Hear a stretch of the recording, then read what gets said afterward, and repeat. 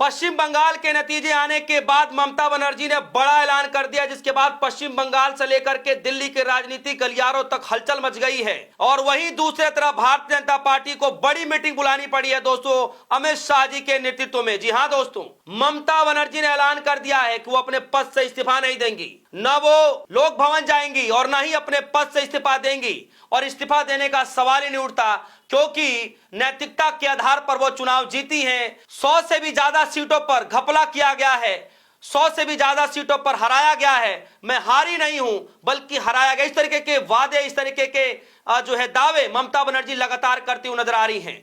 दोस्तों मैं आपको बता दूं कि आज ममता बनर्जी की तरफ से 4 बजे करीब बड़ी प्रेस कॉन्फ्रेंस की गई।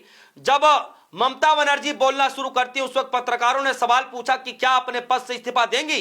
तब ममता बनर्जी ने कहा कि इस्तीफा देने का तो कोई सवाल ही नहीं बनता है, क्योंकि मैं चुनाव हारी नहीं हूं बल्कि हराई गई हूं। 100 से ज्यादा सीटों पर जो है घपला किया गया है, हराने की कोशिश की गई है, चोरी की गई है। और इस बयानों को लेकर के पुरजोर तरीके से राहुल गांधी ने समर्थन किया है कि ममता बनर्जी ने जो कहा है 100% सच कहा है, मैं ममता बनर्जी के साथ हूं। और दोस्तों अब खबर आ रही है कि ममता बनर्जी ने कह दिया है कि वो अपने पद से इस्तीफा ही नहीं देंगी।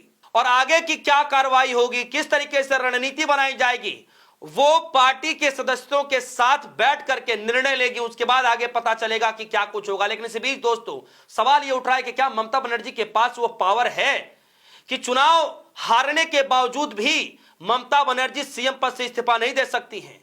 तो क्या हमेशा के लिए मुख्यमंत्री बने रहेंगी?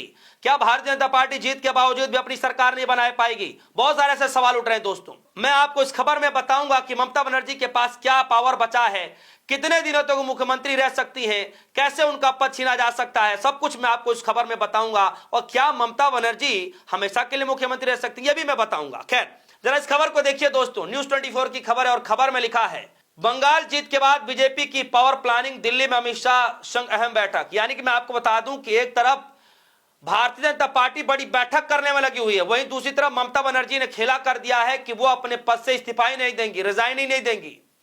अब मैं आपको लिए चलता हूं उस खबर पर कि क्या ममता बनर्जी अगर अपने पद से इस्तीफा नहीं देती हैं तो कितनी पावर उनके पास है, कब तक इस सीएम पद पर रह सकती हैं, रह भी सकती हैं या नहीं रह सकती हैं, कौन इनको पद से हटा सकता है, कौन सरकार बर्खास्त कर सकता है, सब कुछ इस खबर में। जरा देखिए आज तक की खबर है और खबर में लिखा है ममता बनर्जी का इस्तीफा देने से इनकार, अब राज्यपाल के पास क्या है विकल्प।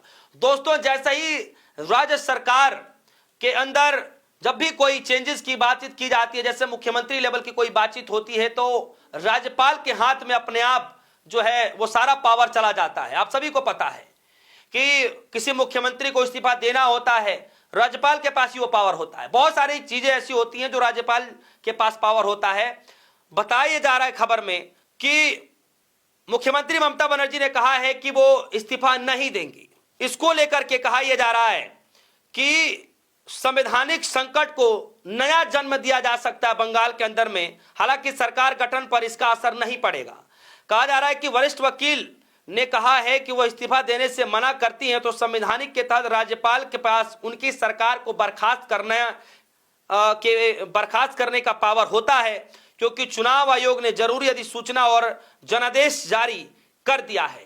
चुनावी नतीजों को चुनौती देने का उनका अधिकार कोई नहीं छीन सकता, लेकिन जब तक कोई सक्षम अदालत कोई आदेश नहीं दे देती तब तक उन्हें ईसीआई के जनादेश का पालन करना होगा।